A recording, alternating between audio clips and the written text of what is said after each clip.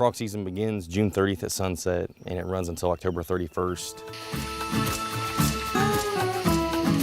Bullfrogs and green frogs are the two frogs that you go after. The green frog, behind their eye until like the middle of their body, has a skin fold, like a raised ridge along their backs, and the bullfrogs don't have that. Bullfrogs are the largest frog we have. The noise, you can really hear the croak of a bullfrog. Frogs are the only critter that you can go after with either a hunting permit or a fishing permit. If you're using a gig, you have to have a fishing permit. Hand or hand net, you can use a fishing permit or a hunting permit.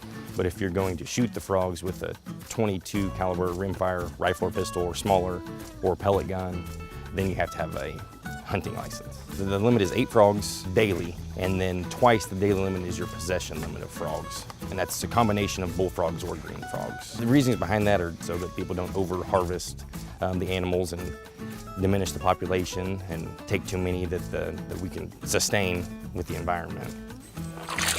Frogs, their skin has to remain wet, so in the daytime, a lot of times they're out in the water and they're hard to get to. At night, a lot of times you'll find them on the banks or right at the edges.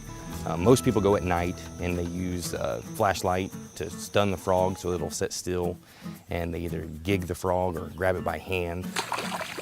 Got it.